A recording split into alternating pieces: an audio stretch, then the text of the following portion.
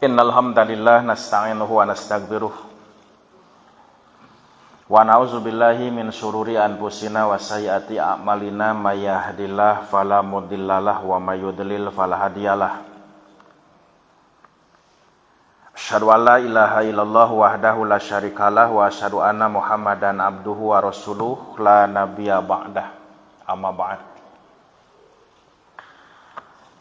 Hadirin hadirat ikhwatu iman, para bapak kali ibu sadaya jamaah jitu ngaji poe Sabtu Masjid Al-Ittihad PD Persis Ciamis anu kusim kuring dipihormat. Urang neraskeun hamca dugi ka mana Pak? Ya, masih ngeunaan salat mayun ka Masjidil Haram. Nah ayatna surat Al-Baqarah ayat 140 hiji 42 dugi ka 145. Nah kamari terakhir lebet kana bahasan ngeunaan kajian hukum anu kahiji dibahas dina aya kitab Mal Muradu bil Masjidil Haram fil Qur'anil Karim. Naon anu dimaksad ku kecap Masjidil Haram. Nah, kamari sababaraha ayat tiasa janten dalil ngeunaan maksad tina kecap Masjidil Haram dina Al-Qur'an. Pertama, Masjidil Haram bisa diartikan adalah Ka'bah. Ayatnya fawali wajhaka syatral Masjidil Haram, hadapkanlah wajahmu ketika sholat itu menghadap ke Masjidil Haram. Yang dimaksud Masjidil Haram adalah Al-Ka'bah. Asani yang kedua, yang dimaksud dengan Masjidil Haram adalah masjid, bangunan masjid sanes nganungkul Ka'bahna. Nabi bersabda, "Sholatu fi masjidi hada khairun min alfi sholatin fi ma siwa illal Masjidil Haram." Salat di masjid ieu teh maksudna haritama di Masjid Nabawi langkung sae tibatan 1000 kali salat di luar Masjid Nabawi kecuali di Masjidil Haram. Nah, salat di Masjidil Haramah nilainya teh sabaraha Pak?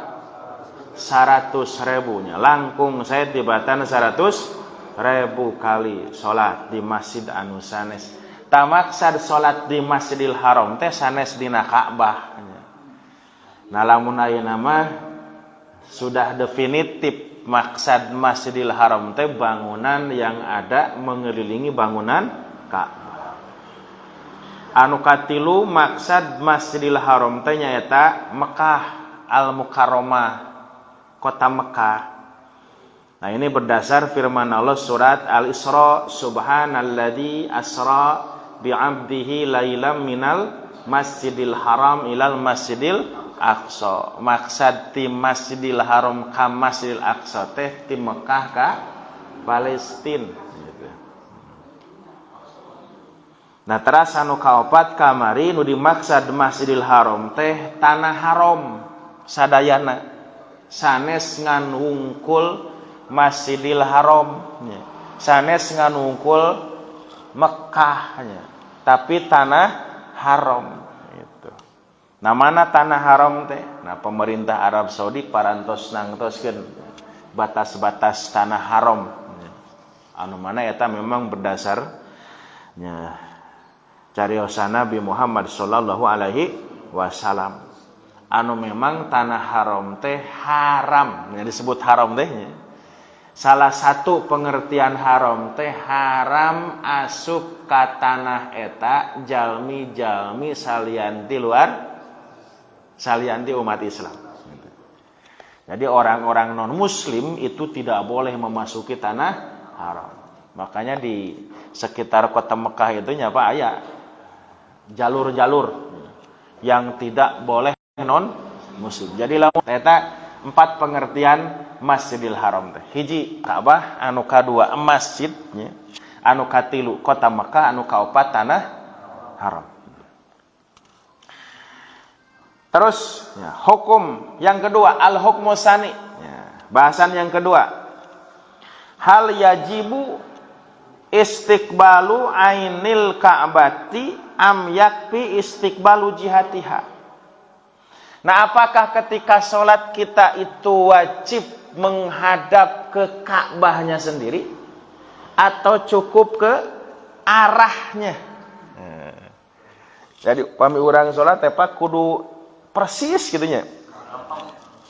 Kena karena bangunan Ka'bah.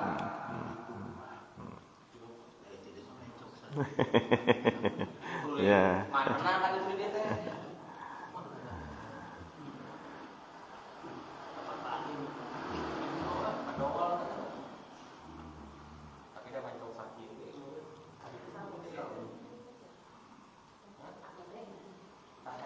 Ya.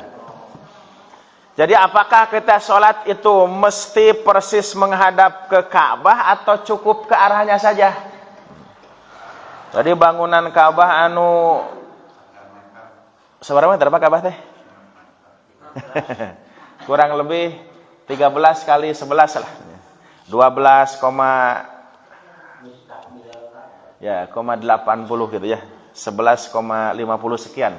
Jadi kurang lebih 12 ke 13 meter eta teh. Kemudian tingginya sekitar 14 meternya, Pak. Sama itu iya saudara, iya bangunan ya. Saudara ke Pak? 10 ya mah. 10 ke 10. Ya meureun lah benten 2 meter 3 meternya jeung masjid ieu. Nah, apakah sholat itu harus persis menghadap bangunan itu tuh? Yang ukuran sekitar 12 ke 13 atau cukup arahnya saja? Istiqbalul qiblah pardon min furudis shalah. Menghadap kiblat itu termasuk satu kefarduan, satu kewajiban di antara kewajiban-kewajiban salat. La tasihu shalah biduni. Tidak sah salat kalau tidak menghadap kiblat. Illa ma jaa fi sholatil khauf wal faza'. Kecuali apabila sedang salat khauf atau salat faza'. Faza' itu mun aya lini gempa. Aya kasieun. Wa fi sholati nafilah ala dabati awis safina. Atau ketika sholat sunat di atas kendaraan atau di atas perahu, falahu ayatawajahu haitsu tawajjahat bihi dabbatuhu. Maka sholat orang itu terserahnya mau menghadap kemana, tergantung kendaraannya mengarah kemana. 5 rawahu Ahmad wa Muslim wa Tirmidzi. Nah, hal tersebut berdasarkan hadis yang diriwayatkan oleh Imam Ahmad, Imam Muslim juga Imam At-Tirmidzi. Annan nabiyya sallallahu alaihi wasallam kana yusolli ala rohilatihi haitsuma tawajjahat bihi. Bahwasannya Nabi sallallahu alaihi wasallam beliau salat di atas kendaraannya. Mun baheula mah kendaraan teh Pak? Onta. Kabayang itu salat turun unta, Pak?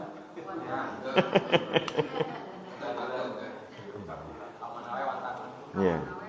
Nah, tangtos teu baring adeg mun nya, Bu. Ya, calik we nya. Nah, tonggongna onta kitu dibonceng ku onta gitu. Nah, itu maksud salat di atas onta teh. Bari calik. Nah, terusnya onta yang hareup ka mana we kumaha? Ontana tidak mesti mengarah ke arah kiblat itu. Wa fihi nazalat. Nah, berdasarkan kejadian itu turunlah firman Allah surat Al-Baqarah, fa aina ma tuwallu fasama wajhullah, ayat 115. Kemanapun kalian menghadap maka di situ ada wajah Allah. Aya Allah di mana-mana ge, Pak. Nah, lengkap ayatnya walillahil masyriq wal maghribu fa ainama tuwallu fatama wajhullah. Milik Allah lah arah timur dan barat. Kemanapun kalian menghadap maka di situ ada Allah. Nah, ini kewajiban sholat menghadap kiblat. Jadi sholat itu wajib menghadap kiblat. Kalau tidak menghadap kiblat hukumnya tidak sah. Kecuali kalau sholatnya khauf, sholat ketika ada gempa, sholat sunat di atas kendaraan. Nah itu yang dilakukan Rasul. Kumaha lamun urang sholat lohor asar pak karena kareta ini ke Surabaya. Kan di sini Nabi sholat sunat, ya bukan sholat wajib. Malik lah. Nah kalau bisa diusahakan malik. Lamun teu tiasa nya lempeng we, kecuali karetana ditaheureun heula. Nya arina mobil mah relatif mudahnya, Pak. Nah, kecuali kendaraan-kendaraan yang tidak mudah untuk diarahkan, numpak kareta, numpak pesawat. Wa hadalah khilafun fihi bainal ulama. Nah, tentang wajibnya sholat menghadap kiblat ini tidak ada khilaf di kalangan para ulama. Artinya semua ulama sepakat sholat wajib menghadap kiblat. Innamal khilafu huwa al wajibu istiqbalu ainil ka'bati am istiqbalul jihad. Nah, yang menjadi perbedaan pendapat mah apakah sholat menghadap kiblat? Kiblat di mana? Kiblat sholat naon? Ka'bah. Nah, yang jadi khilaf, yang jadi perbedaan pendapat itu, apakah kita ketika menghadap kiblat, menghadap Ka'bah teh harus persis menghadap Ka'bah, tidak boleh melenceng 2 cm pun bisa. Kudu kena kadinya Pak. Yang bangunan tadi ukuran sekitar 12 kali 13 itu ya. Harus persis kena mengarah ke bangunan itu atau cukup ke arahnya saja walaupun tidak persis pokoknya mun urang ayeuna meureun ka Mekah we lah gitu nya itu ka Kulon gitu. Padahab Syafi'iyatu wal Hanabilah, maka dalam hal ini madhab Syafi'i dan madhab Hambali berpendapat ila annal wajiba istiqbalu ainil Ka'bah. Wajib hukumnya sholat itu menghadap ke bangunan Ka'bah itu. Ke bangunan Ka'bah itu. Wadhahabal Hanafiyah wal Malikiyah, sedangkan mazhab Hanafi dan mazhab Maliki berpendapat annal wajiba istiqbalu jihatil Ka'bah. Bahwa yang wajib bagi orang yang mau sholat itu bukan menghadap ke Ka'bah sendiri, tapi yang wajib itu menghadap ke arah Ka'bah. Ka'bah di mana, ke arah itulah kita menghadap. Kalau Ka'bah di Mekah, posisi Mekah sekarang bagi orang Indonesia itu ada di sebelah barat, ke utara sedikit. Nah itu. Maka kesanalah menghadap. Tidak mesti persisnya ke bangunan Ka'bahnya. Hada idza lam yakunil musalli musyahidan laha. Nah, ini berlaku apabila orang yang sholat itu tidak menyaksikan Ka'bah. Siga urang ayeuna nya Pak, atawa tong urang lah urang Madinah begitu nya. Nah, jauh di Mekah ke Madinah lumayan, kurang lebih 400 kilonya itu. Tidak persis, tidak mesti persis itu menghadap ke bangunan Ka'bahnya, tapi cukup mengarah ke Ka'bahnya atau menghadap ke arah Ka'bahnya. Amma idza kana musyahidan laha fala faqad ajma'u annahu la yujzihi ila isabata ainil Ka'bah. Nah, sedangkan bagi orang yang menyaksikan bangunan Ka'bah maka tidak bisa tidak, sholatnya mesti mengarah ke bangunan Ka'bah itu. Wal fariqul awal yaquluna. Nah, kelompok yang pertama berkata, siapa yang pertama Pak? Tadi tuh Syafi'iyah sareng Hanabilah. Syafi'i sareng Hambali. Wal fariqul awal, kelompok yang pertama berkata, la budda lil musyahid min isabatil ain wal ghaibu la budda lahu min qasdil isabah ma'at tawajjuh ilal jihah. Nah, yang pertama berpendapat bagi orang yang menyaksikan Ka'bah wajib persis menghadap ke bangunan Ka'bah. Tapi bagi yang tidak menyaksikan bangunan Ka'bah, maka tidak bisa tidaknya salatnya cukup mengarah ke arah Ka'bah itu. Wal fariqusani yaquluna. Nah, terus kelompok yang kedua berpendapat yakfi lil ghaib at-tawajjuh ila jihatil Ka'bah.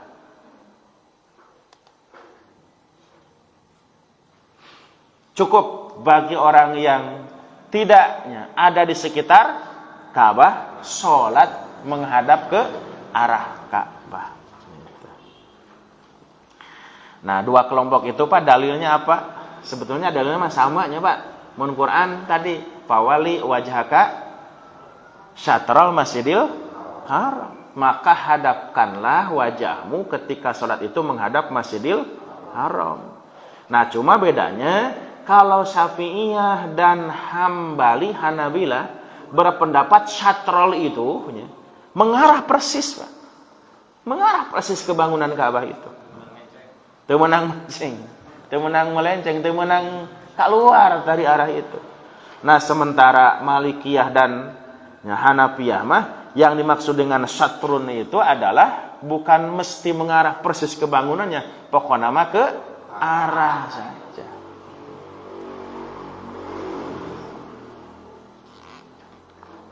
Nah, banyak juga alasan-alasan selain Al-Quran tadi, ada sunnah Nabi, misalnya dalam kitab Sahihain dari Usamah bin Zaid radhiyallahu anhu annahu qala. Usamah bin Zaid berkata, lama dakhalan Nabi sallallahu alaihi wasallam al-baita da'a fi nawahihi kulliha. Rasulullah pernah ketika masuk Ka'bah, Pak, Nabi teh berdoa di sekeliling Ka'bah tuh. Jadi masuk Ka'bah ngadoa di sabudeureun Ka'bah. Walam yusolli hatta kharaja minhu. Tapi Nabi tidak sholat di dalam Ka'bah itu sampai beliau keluar. Jadi kalau sholat maka keluar Nabi di Ka'bah teh. Palama kharaja sholat rakaatain min qibalil Ka'bah wa qala hadal qiblah.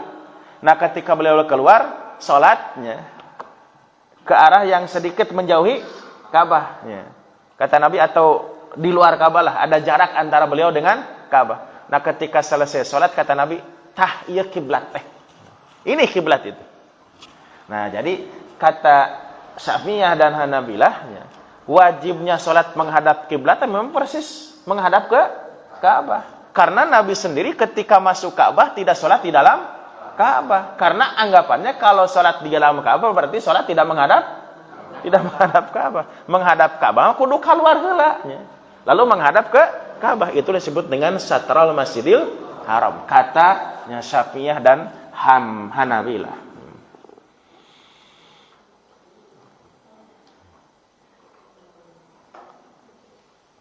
Nah, terus ada juga selain sunnah dalil qiyas, Pak. Apa qiyas itu? Bahwa anna mubalaghah ar-rasulu sallallahu alaihi wasallam fi ta'dhimil Ka'bah. Nah, dalil qiyas itu bagaimana Nabi sallallahu alaihi wasallam begitu sangat-sangat mengagungkan Ka'bah.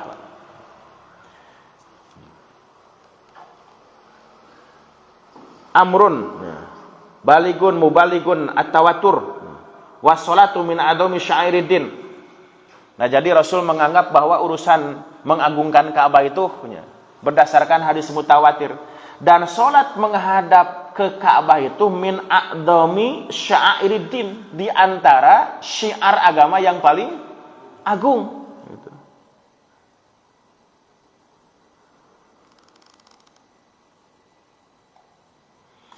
Wa tauqifu sihatuha ala istiqbali ainil Ka'bah yujabu mazidus syaraf pawajaba ayakuna masyru'an. Nah, kemudian ketika riwayat menyebutkan kesohihat menghadap Ka'bah itu, menghadap ainil Ka'bah itu, ya, maka itu menjadi wajib ya, tentang bagaimana mengagungkan Ka'bah. Pawajaba ayakuna masyru'an, maka wajibnya menghadap bangunan Ka'bah itu secara syar'i. Ya. Nah, itu diantara alasan-alasan mazhab Syafi'i dan Hambali selain Al-Quran, Sunnah, termasuk juga qiyas, karena Nabi begitu sangat mengagungkan Ka'bah, ya, maka ya, sholat itu harus persis menghadap ke bangunan Ka'bah. Nah, kemudian mereka berpendapat bahwa keberadaan Ka'bah merupakan kiblat, merupakan keputusan yang mutlak ya, tidak bisa diganggu gugat. Wa kaunu ghairuha kiblat amrun maskuk fihi wa ri'ayatul ikhtiyat fi shalah amrun wajibun. Nah, sedangkan ketika salat mengarah ke selain Ka'bahnya itu diragukan, Pak. Maksud ke selain Ka'bah teh mengarah ke cukup ke arahnya walaupun tidak persis menghadap ke bangunannya. Nah, itu diragukan maskuk. Nah, itu. Nah, kemudian riayatul ikhtiyat fi shalah amrun wajibun. Menjaga kehati-hatian dalam salat itu adalah wajib. Kan tadi taruhlah ada perbedaan pendapatnya, Pak. Maksud satrol itu harus menghadap ke bangunan Ka'bahnya persis atau cukup mengarah saja walaupun tidak persis ke bangunan Ka'bahnya. Nah, kalau menghadap ke Ka'bahnya itu merupakan keputusan yang pasti. Nah, sedangkan menghadap ke arah Ka'bah, nah itu diragukan. Artinya ada terjadi perbedaan pendapat. Pan ari menghadap bangunan Ka'bah mah sepakat semuanya bahwa sholat kiblatnya ke Ka'bah. Nah, cuma yang jadi khilaf itu ke arah Ka'bah boleh tidak? Nah, itu. Nah, kata mazhab Syafi'i dan Hambali, kita ikhtiyatnya untuk menghindarinya itu pendapat yang meragukan, terutama dalam sholat, hukumnya adalah wajib. Pawajabanya tauqifu sihhati shalah ala istiqbali ainil Ka'bah. Maka dengan demikian wajibnya hukumnya bagi orang yang sholat dan akan menjadi syaratnya sholat ketika sholat itu persis menghadap ke bangunan Ka'bahnya. Nah, itu pendapat Syafi'i dan Hambali. Nah, sementara pendapat Maliki dan Hanafi, istadallal Malikiyatu wal Hanafiyatu ala mazhabihim bil kitab was sunnah wa amali sahabah wal ma'kul. Nah, sama mazhab Hanafi dan Maliki juga. Rujukannya Quran, sunnah, amal sahabat, termasuk juga dalil akal, Pak.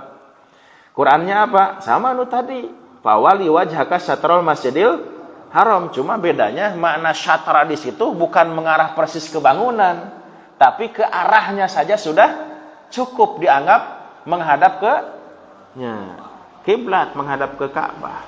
Gitu.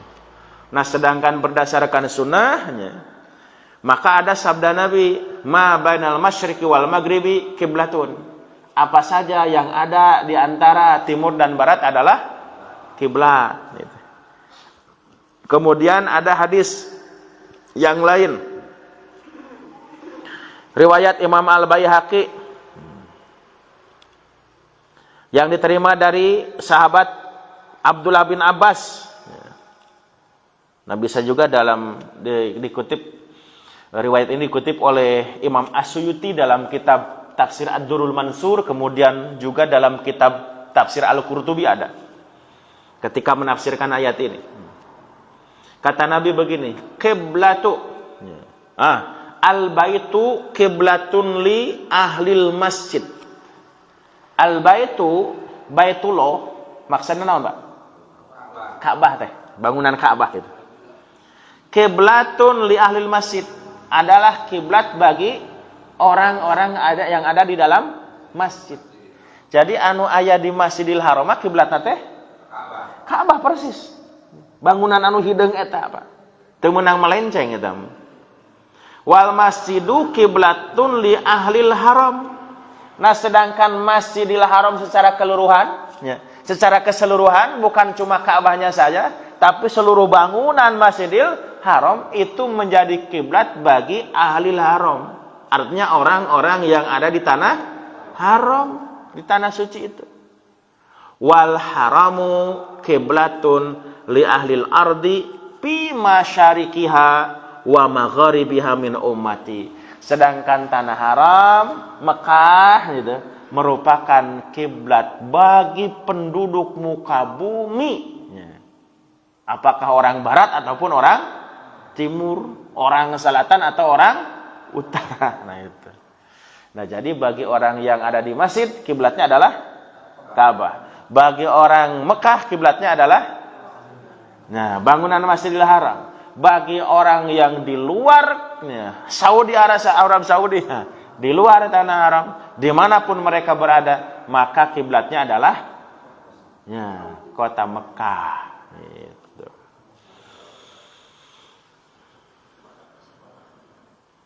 Nah, eta dalil sunnah, ya Pak. Nah, kemudian ada juga amal sahabat, perbuatan sahabat. Apa itu? Anna ahlal masjid Quba kanu fi sholati subhi bil Madinah. Satu ketika orang-orang sedang melaksanakan sholat subuh di Masjid Quba, Pak. Mustaqbilina li Baitil Maqdis, mustadbirina al-Ka'bah. Ketika itu mereka sholat menghadap ke Baitil Maqdis dan membelakangi Ka'bah. Faqila lahum, kemudian dikatakan kepada mereka, innal qiblata qad huwilat ilal Ka'bah. Sesungguhnya kiblat sholat kita itu sudah dipindahkan ke Ka'bah. Pas tadaru fi asna'i sholah min ghairi tolabin dilalah walam yunkirun Nabi sallallahu alaihi wasallam alaihim. Itu. Maka ketika itu orang-orang yang tadinya sholat menghadap ke Baitul Maqdis muter, Pak. Jadi menghadap ke Mekah. Gitu. Yang tadinya menghadap ke Palestina, ke Baitul Maqdis menghadap ke Mekah. Cek emutan. Nah, gitunya. Ketika mereka sholat menghadap ke Mekah, persis eta teh menghadap ke Ka'bah. Nah, eta mah pasnya oge dikira-kira. Nah, itu sahabat dulu begitu. Nah, ketika disampaikan kepada Nabi dan Nabi tahu, Nabi tidak mengingkari mereka. Artinya apa? Keun we nya. Nabi membiarkan mereka, artinya menyetujui mereka.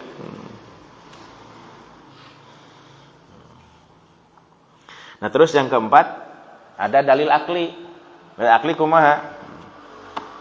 Da'atulamun orang yang tinggal di luar Mekah, komo yang jauh termasuk seperti di Indonesia itu. Hesenya, Pak. Ngalempengkeunana nepi ka kudu persis ka Ka'bah mah lamun rek make rapianya, Pak. Kudu sabaraha meter. Nah, tapi pas sekarang, sekarang mah ada teknologi. Itu bisa diukur ku Google itu. Ya, Pak. Nah, ayeuna masjid pede Pak bisa diukur ku Google. Persis ke Ka'bah. Nah, jadi ku Google bisa Pak diurang persis ka Ka'bah. Tapi eta teh ceuk Google sakadar dina gambar anger, Pak. Nya, sakadar dina gambar persis lempeng gitu teh. Ketika globe. Ketika bumi itu formatnya dihamparkan. Dasa bener nama, sok Pak. Hari ayeuna Indonesia ke Mekah teh sabaraha kilo, Pak?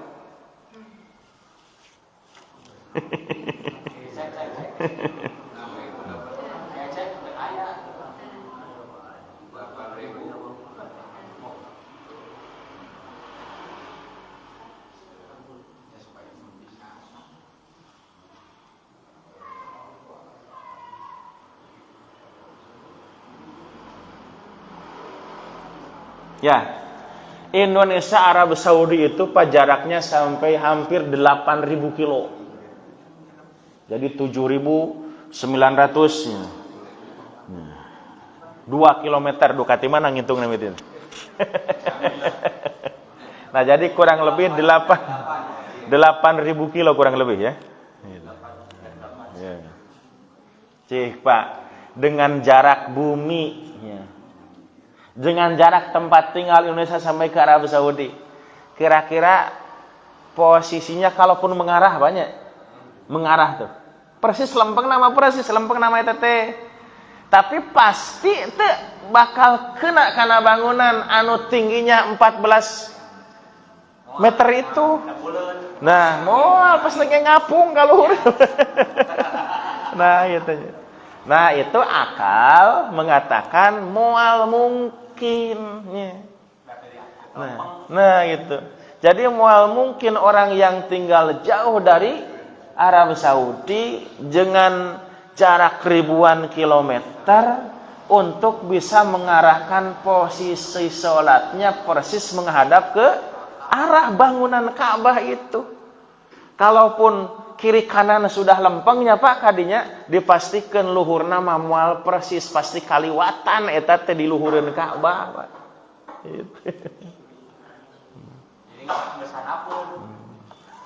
Tong Paknya, Pak, tong atuh orang Indonesia nya jamaah haji umroh anu kabagian hotel di Jam Tower itu saya di luhur salat misalnya menghadap ke Ka'bah.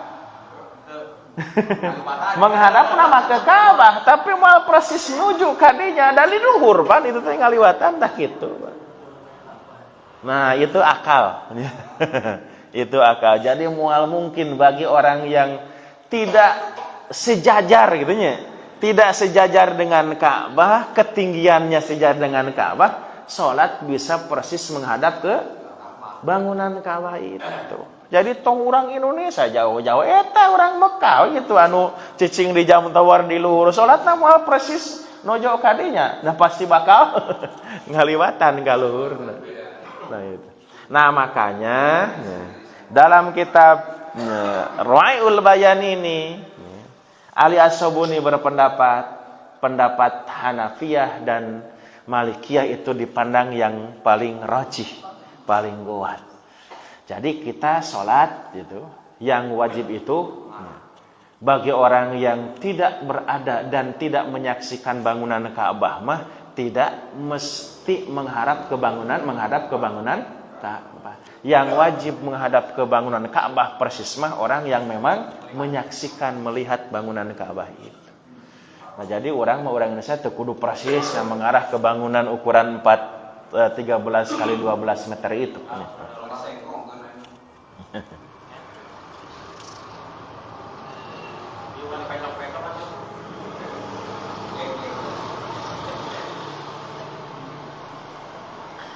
Selanjutnya al-hukmus salis. Bahasan hukum yang ketiga. Hal tasihu shalah fauqa zuhril Ka'bah. Sah enggak salat di atas bangunan Ka'bah? Sah. Aya apa nu salat di atas bangunan Ka'bah? Enggak maksudnya luhureun Ka'bah naik gitu. Naik karena luhur. Nah, si gamas itu naik tuh ka luhur tuh. Jadi lamun ieu Ka'bahnya Pak naik ka luhur tuh. Salat di luhureun Ka'bah persis itu, di luhur bangunan Ka'bah. Sah teu cenah.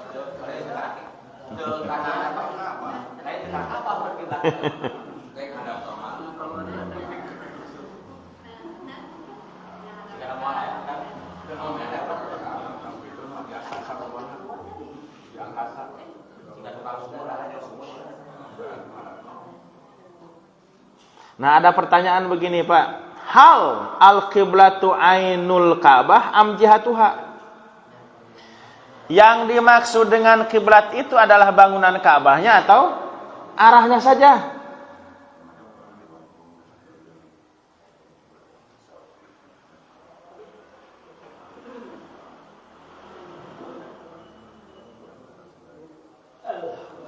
Nah, jadi tadi mah beda pendapat teh.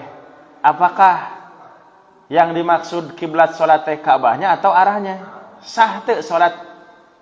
Nah, apakah wajib salat menghadap bangunan Ka'bah atau cukup ke arahnya? Tah ayeuna mah, Pak. Kumaha salat di luhureunana? Gitu. Ayeuna mah salat di luhureunana, di atas Ka'bah. Sah tidak? Nah, dhahaba Syafi'i wal Hanabilah. Imam Syafi'i atau mazhab Syafi'i dan mazhab Hambali berpendapat ila adami sihhati sholati fauqiha. Li'annal musta'la 'alaiha la yastaqbiluha innama yastaqbilu syai'an akhar. Nah, kata mazhab Syafi'i dan Hambali tidak sah salat di atas bangunan Ka'bah, sebab ketika orang berada di bangunan Ka'bah, dia sholatnya bukan ke Ka'bah, tapi menghadap teuing ka mana itu. Nah, itu kata mazhab Syafi'i dan Hambali. Nah, tapi kalau Hanafi, Pak, ajazal Hanafiyah. Mazhab Hanafi mah membolehkan. Teu naon cenah lo salat di luhureun bangunan Ka'bah juga. Ya. As-sholatu fauquha ma'al karohiyah. Lima fil isti'la 'alaiha min su'il adab. Jadi kata Hanafi mah, Pak, boleh teu naon ngan hukumna makruh. Ngan hukumna makruh gitunya. Karena orang yang naik ke atas bangunan Ka'bah teh eta teh naon yang ngaranna teh bahasa urang mah calutak nah gitu. Suul adabnya, goreng adabna. Barina oge nanaonan atuh rek naik ka dinya nya, Pak.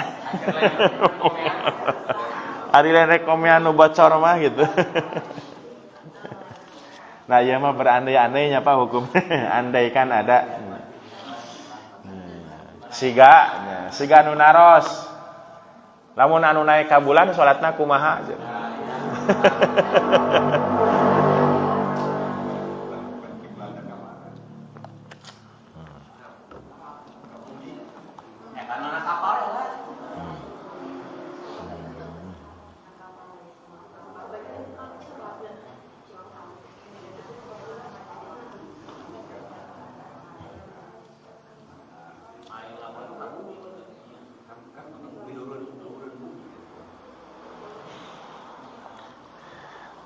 Tanya Pak, pendapat para ulama antara Syafi'i, Hambali dengan Hanafi. Jadi kalau Syafi'i, Hambali berpendapat tidak sah, karena orang yang sholat di atas bangunan Ka'bah berarti arahnya jelas yang harap ke mana. Padahal sholat itu mesti mengarah ke Ka'bah. Nah, sedangkan kata Hanafi mah boleh, cuma dimakruhkan. Kenapa? Karena nanaonan di sholat duhurun Ka'bah. Nah, selain memang yang menjadi alasan Hanafi itu sholat memang bukan mesti menghadap ke Ka'bahnya, tapi ke arahnya. Jadi orang yang ada di atas Ka'bah juga memang posisinya sudah di arah Ka'bah. Itu dalam pandangan mazhab Hanafi. Terakhir, al-hukmur rabi'. Bahasan hukum yang keempat tentang Ka'bah ini. Aina yandurul musalli waqta shalah. Kemana arah pandangan orang yang sholat ketika dia sedang sholat? Jadi orang sholat, soca teh kudu ka mana, Pak? Harus ke tempat, ke arah Ka'bah atau ke tempat sujud? Nah. Dhahabal Malikiyah. Mazhab Maliki berpendapat begini. Anal musalli yanduru fi shalah amamahu. Kata Hanafiyah, kata Malikiyah, orang yang sedang sholat pandangannya itu mesti lurus ke depan, kapayun, Pak. Wa qala al-jumhur yustahabu ayakuna nadruhu ila mawdi sujudihi. Dianjurkan, kata jumhur itu naon? Mayoritas, kebanyakan. Nah, kebanyakan para ulama berpendapat orang yang sedang sholat, pandangannya itu diarahkan ke tempat sujudnya. Wa qala Syarikun al-Khodi, yanduru fil qiyam ila maudhi sujudi, wa fi ruku ila maudhi qadamaihi, wa fi sujud ila maudhi anfihi, wa fil qu'ud ila hujrihi. Kata Syarik al-Qadi, orang yang sholatnya berdiri, maka pandangannya mengarah ke tempat sujud. Orang yang bukan sholat berdiri ya, orang yang sholat ketika berdiri, ketika posisinya berdiri, maka pandangannya mengarah ke tempat sujud. Ketika rukunya, maka pandangannya mengarah ke qadamaihi, dua kakinya. Ketika sujud, pandangannya adalah ke tempat dan hidungnya, pangambungna. Nah, wafil qu'ud ila hujrihi. Nah, sedangkan orang yang duduk ya, ke arah depannya. Itu. Wa qala al-Qurtubi fi hadhil ayah hujjatun wadihatun lima dhahaba ilaihi malikun wa man wafaqahu. Ayat ini menjadi hujah yang jelas bagi orang yang berpendapat seperti Imam Malik dan orang yang sepakat dengannya. Fi anal musalli hukmuhu ayanduru amamahu la ila maudhi'i sujudihi liqauli ta'ala fawali wajhaka syatral masjidil haram. Sebab bagi orang yang sholat diperintahkan itu untuk menghadap ke Masjidil Haram, bukan ke tempat sujudnya. Nah, itu dalam kitab tafsir Al-Qurtubi. Jadi ketika ayat Allah berfirman fawali wajhaka syatral masjidil haram, maka itu dijadikan dalil oleh Malikiyah dan yang sependapat dengan mazhab Maliki bahwa sholat itu pandangan orang yang sholat bukan menghadap ke tempat sujud tapi mengarah ke kiblat, ke depan. Qala Ibnul Arabi innama yanduru amamahu fa innahu inna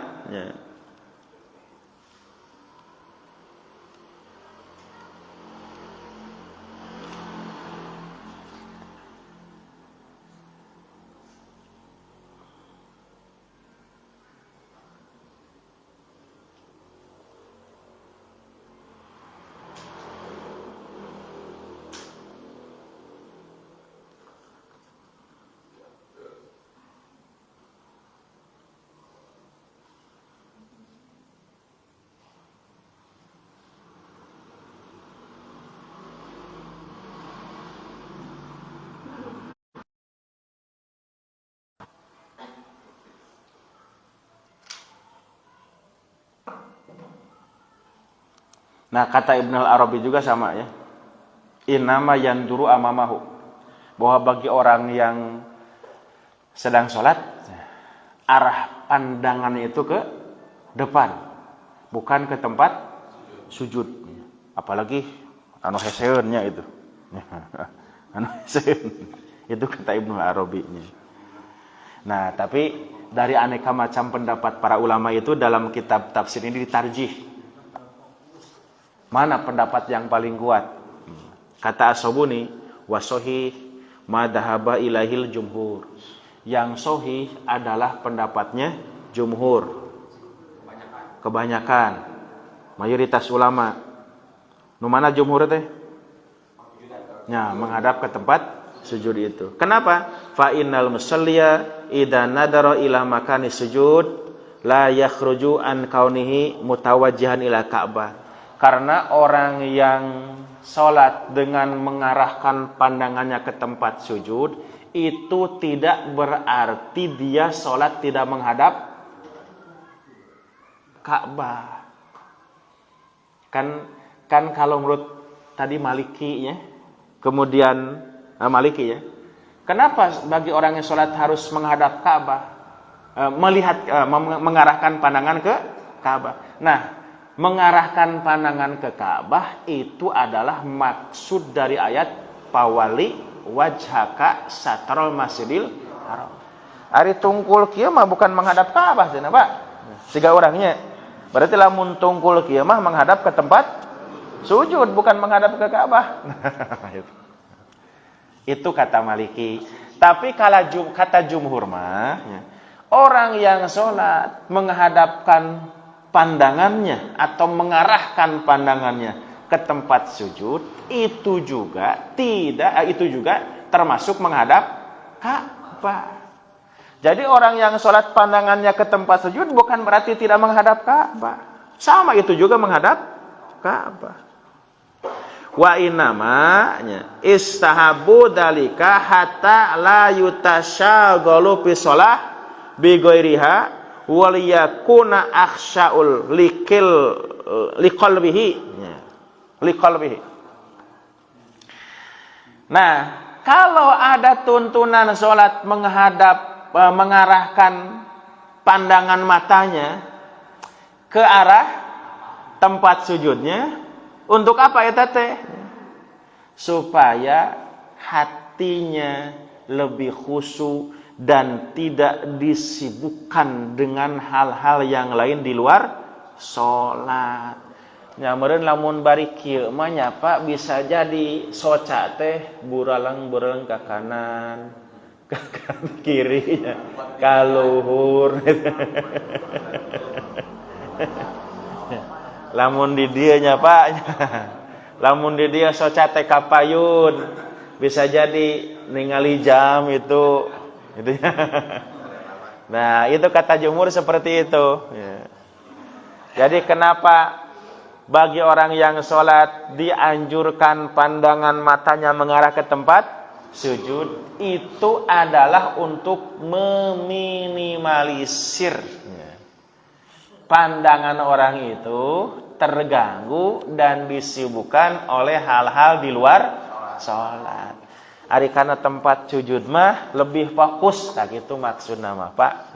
Nah ini termasuk bagian dari cara kita untuk membangun suasana kekhusyuan dalam sholat. Wallahu a'lam katanya. Tapi Allah anu langkung uning mah mana cenah pendapat anu paling leres. Tapi kata jumhur seperti itu. Nah jadi menghadap ke tempat sujud bukan berarti dianggap tidak menghadap ke kiblat. Sama menghadap kiblat. Da ari disebut menghadap mah tidak dengan arah pandangan mata. Jadi maksud wajhaka teh sanes ieu wungkul Pak. Jadi lain teu meunang tungkul gitu nya Pak disebut wali wajhaka teh. Jadi kudu kieu wae lain kieu. Bukan itu maksudnya. Jadi ketika kita tunduk mengarahkan pandangan mata, kemudian kepala pun agak tunduk menghadap ke mengarah ke tempat sujud, itu tidak berarti dinilai tidak menghadap kiblat tidak. Da wajhaka di situ mah tidak mesti wajah ini. Tapi maksud nama sakujur awak kurang gitunya itu. Nah, kemarin sempat dijelaskan di awalnya, Pak. Jadi maksud fawali wajhaka itu bukan hadapkan wajahmu saja, tapi seluruh tubuh kita, tiluhur sausap rambut kana sausap dampar itu harus menghadap ke Ka'bah semuanya. Nah, dalam bahasa Arab itu disebutnya min itlaqil juz'i wa iradatil kul, termasuk majaz mursal dalam ilmu balaghah itu. Jadi disebut sebagian, maksud nama keseluruhan. Seperti surat Al-Habnya kemarin itu, tabat yada abi lahabiu watab, celaka kedua tangan Abu Lahab. Apakah kedua tangan Abu Lahab yang akan celaka teh Pak? Anu bakal asup neraka teh ari awakna mah henteu nya. Jadi Abu Lahab teh ngadongkang we dina neraka teh kitu nya ngeueum dua leungeunna, apakah gitu maksudnya? Bukan, tapi semuanya disebut tangan. Kenapa gitu? Itu mewakili seluruh tubuhnya. Karena dulu Abu Lahab termasuk orang yang berpengaruhnya, yang punya kekuasaan. Jadi seolah tangannya yang berkuasa. Padahal maksudnya semuanya. Nah, jadi perintah menghadap fawali wajhaka syatral masjidil haram, hadapkanlah wajahmu mengarah ke masjidil haram, bukan cuma wajah atau kepala saja, tapi seluruh tubuh kita seutuhnya. Nah, itu. Nah, kemudian disebut wajah karena memang wajah termasuk bagian dari organ tubuh kita yang vital juga nya Pak. Itu bisa menjadi ciri identitas seseorang. Nah, pan orang bisa melihat dan mengidentifikasi ini siapa lewat wajahnya ya Pak. Coba lamun bapak-bapak teh aya wajah anak kumaha? Ya teh sahanya. Iya teh sahanya. Nah, wajah itu termasuk pembeda Pak. Gitu. Makanya kalau kita bikin kartu ya, KTP-nya, kartu pengenal tuh, KTP, SIM atau apa saja kartu anggotanya, kan suka dipoto wajah. Tara aya KTP dipoto bujurnya Bu, punten Ibu. Baru dipoto bujur saha ya. Nah, tidak bisa menjadi tanda pengenal. Nah gitu Pak Wali wajah kan. Nah jadi sekali lagi kata jumhur, orang yang sholat dengan mengarahkan pandangan matanya ke arah tempat sujud itu bukan berarti dia tidak menghadap kiblat, tetap dianggap menghadap kiblat. Nah ya Pak ya, bahasan tentang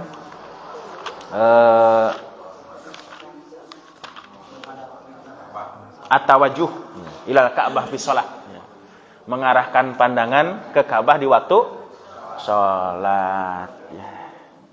Atas cekap ke lajeng judul yang baru, materi perkuliahan yang kelima, as-sa'yu baina safa wal marwah, sa'i antara safa dan marwah. Aya paterosan?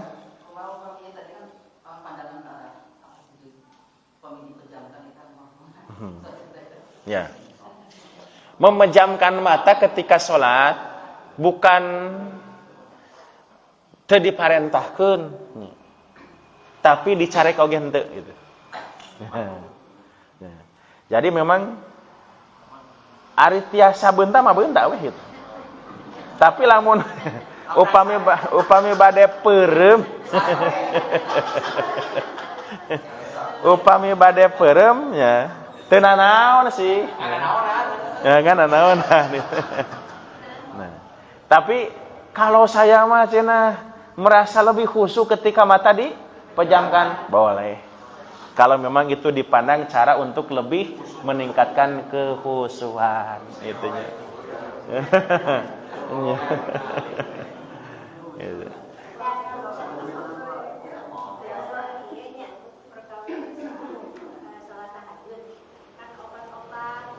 Mohon.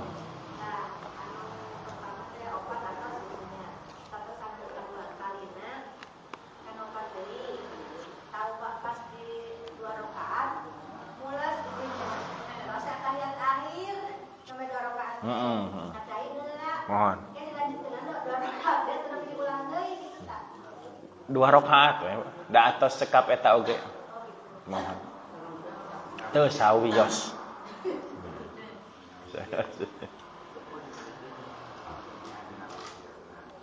Aya deui. Naon? Kaki menghadap Ka'bah. Iya. Jadi sama, Pak. Jadi seluruh organ tubuh kita usahakan menghadap ke Ka'bah, kakinya menghadap Ka'bah. Jadi tong ngajagang ieu ya, Pak. Jadi nah, termasuk kan ketika sujud jari-jari kaki pun teu keng dikiekeun banyak. Udah, tong dilempengkeun kieu tah. Tapi si jari teh upayakan sina nilep jarina. Nah itu teh termasuk bagian dari upaya tadi, pawali wajhaka satral masjidil. Nah itulah yang dimaksud dengan menghadap Masjidil Haram, bukan wajah saja ya. Jadi sakujur awak orang upayakan menghadap ke kiblat. Ketika sujud tanya itu. Upayakan lempeng ya teh, menghadap ke kiblat. Nah itu. Ayo deh. Mangga.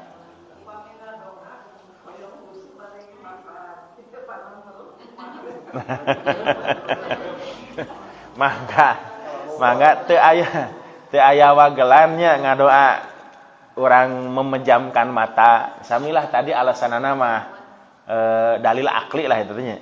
Andaikan memang dengan memejamkan mata serasa suasana batin kita, hati kita lebih khusyuknya itu, mangga. Dan itu tidak termasuk yang dilarang. Gitu. Itu tidak termasuk yang dilarang. Ya. Boleh. Jadi intinya boleh. Ya. Sekedap.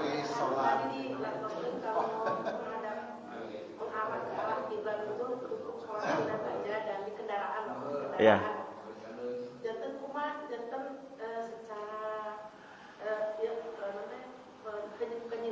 Kesimpulan sementara kita itu tidak boleh sholat wajib di atas kendaraan. Ya. Boleh, ya, kalau memungkinkan.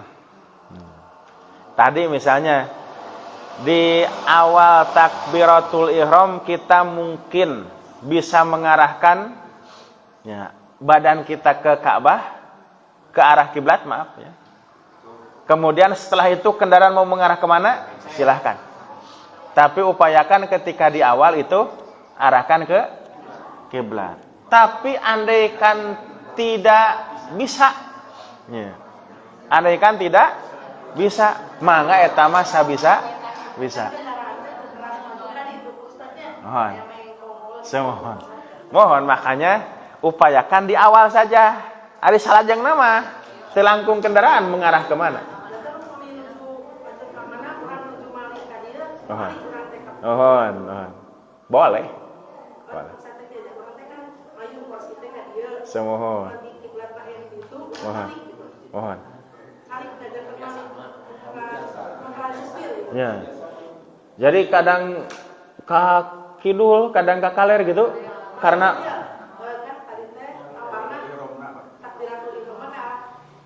mohon.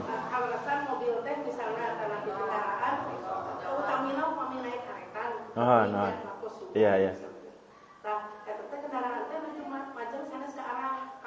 Semohon. Urang teh malikeun ieu untuk dina kareta dina mobil malikeun. Urang teh malikeun badan pamikeun ka arah Ka'bah. Upami supirna aya di ditu urang janten gitu. Semohon upayakeun nya. Upayakeun seperti itu. Upami teu mungkin nya. Teu mungkin para rameng kieu nya Bu. Upami teu mungkin para rameng masih keneh kabujeng salat di tempat tujuan, mending salat di ditu. Kecuali upami nya di jama moal kabujeng kan tenan tepat waktosnya. Di jama takhir wae moal kabujeng ieu teh mangga eta mah satiasa tiasa. Nah, gitu. Mangga. Mohon. Cekap pisan.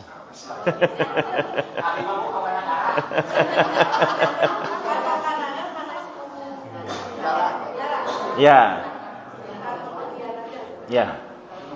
Memang ada sebagian ulama yang berpendapat kita melakukan sholat jamak qashar atau mengambil rukhsah itu tidak boleh kurang dari 80 km. Atau perjalanan yang tidak kurang dari 3 hari kalau ditempuh pakai onta. Ya, sekiralah itu sekurang lebih 80 km. Kurang dari itu mah teu kenging. Ngan sim geuring teu acan menakan rujukan dalil hadis nanti mana. Nah nu aya mah dina hadis malah Nabi keluar dari rumahnya mencapai jarak hanya 3 farsakh ya, atau 3 mil. Kalau dikonversi ke kilometer itu kurang lebih 4,5 kilo, itu sudah mengqashar sholat. Berarti Nabi kurang dari 5 kilo pun atau 5 kilo lah, itu sudah mengambil rukhsah itu. Nah, memang dina bab jama' qashar atau mengambil rukhsah teh bukan hanya sekedar jarak, Pak. Yang terjadi ikhtilaf kalau kita baca pandangan mazhab fikih itu ya. Aya anu mempermasalahkeun capek teh kira-kira na init-initan eta teh ya. Kalau sekiranya teh capek teu kudu ya. Lamun capek kakarek nah itu. Nah itu. Terus lila teh itunya ya. Perjalanan teh ari kira-kira sakedeug mah teu kudu nya. Sanajan jauh oge nah gitu karena mobil nya lamun lila seperti Lembang nah itu boleh. Nah tapi kalau alasan seperti itu nanti kita akan menemukan ada orang yang menempuh perjalanan jauh itu bagi dia tidak terasa capek keneh anu deukeut. Nah, Ti Bandung Pak ke Singapura leuwih tereh daripada ti Bandung ka Ciamis. Dan naik kapal ka ditu mah nya lebih nyaman deh, itu mah tak capek gitu nya. Ka Ciamis kau mau numpak elep mah gitu nya, oh ka Buntang Banting. Tah itunya kalau dibahas tentang itunya. Jadi bab apa?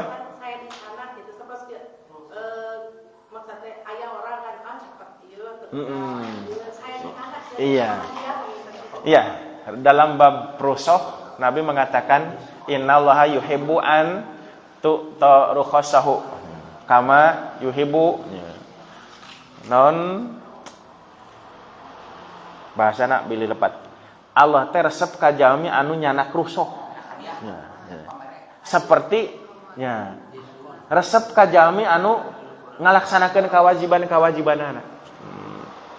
Jadi rukhsah itu sesuatu dispensasi pemberian hadiah dari Allah. Jadi ketika Allah memberikan hadiah kepada hamba-hambanya, keringanan kepada hamba-hambanya, Allah lebih suka bagi orang yang mengambil keringanan itu. Walaupun bagi orang yang tidak mengambil tenan naon sih, tapi lebih Allah suka yang mengambil rukhsah. Itu ya. Kumaha, Bang? Kalau istilah tempat sholat, ya. Masjid, musola dan sebagainya. Kaitannya seorang tahiyatul masjid, disyariatkan tidak? Tahiyatul masjid itu hanya berlaku bagi orang yang masuk ke masjid. Anu ka musola aya tahiyatul musola? Tidak ada. Aya tahiyatul langgar? Teu aya. Nah, jadi memang pengertian masjid tepa harus ditetapkan secara definitif oleh Qayyimul Masjid, Pak. Jadi ieu teh masjid apa hanya sekedar tempat sholat yang umum saja? Sebab kalau memang masjidnya, walaupun di luar masjid bisa dipakai tempat sholat, tong di dia Pak, di lapang di jalan nggak bisa sholat orangnya. Tapi kan itu walaupun bisa dipakai tempat sholat, bukan masjid secara definitif. Karena engke aya hadis gini. U'titu khamsan lam yu'tahunna ahadun qabli. Aku diberi keistimewaan oleh Allah 5 perkara. Yang 5 ini tidak Allah berikan kepada nabi-nabi sebelum aku. Di antaranya apa? Ju'ilatil ardu masjidan wa tahuran. Bumi dimanapun itu bisa menjadi masjid dan status hukumnya suci. Jadi salian WC salian di kuburan, Pak. Selama tempat itu bersih dari najis kotoran, maka itu hukumnya boleh dipakai sholat. Tidak mesti di masjid saja. Nah, itu keistimewaannya. Pan agama lain apa tidak bolehnya ibadah di luar tempat ibadah khususnya. Orang Nasrani kudu di gereja, teu meunang di luar gereja. Orang Yahudi kudu di sinagog, orang Buddha kudu di wihara, Hindu di pura. Nah itu mesti di tempat-tempat itu. Nah, umat Islam sholat tidak harus di masjid. Jadi kalau di luar masjid tidak sah, tidak ada bangunan di hotel misalnya, tapi ada tempat yang bersih, kita sholat boleh. Kaleuweungnya Pak, temenakan tajuk-tajuk acan, sholat di kebon bolehnya. Di sawahnya Pak, si bapak tani teh hoream cenah ka masjid mah beberesehna aya galengan dirinya nya boleh gitu nya selama itu tidak ada kotoran, tidak ada najis. Nah itu disebutnya masjid Pak dalam hadis itu. Artinya apa?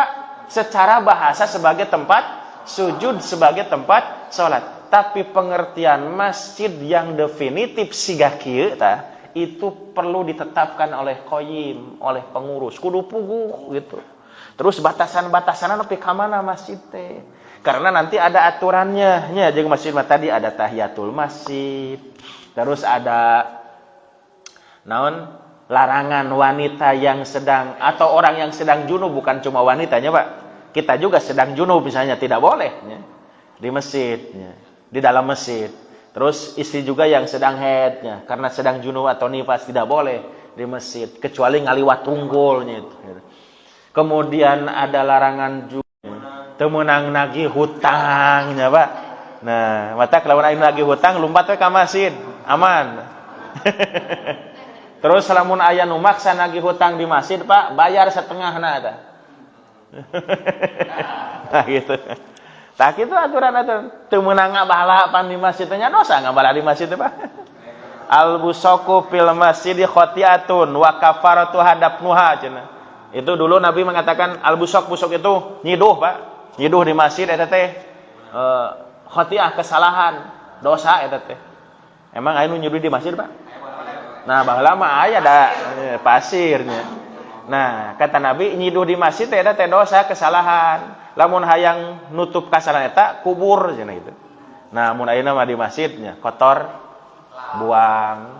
Jadi ulah ngabala di masjid lah gitu. Dina hanapeun karpet selapkeun urut permen depan. Nah, eta teh dosa itu. Nah, jadi ada larangan-larangan seperti itu.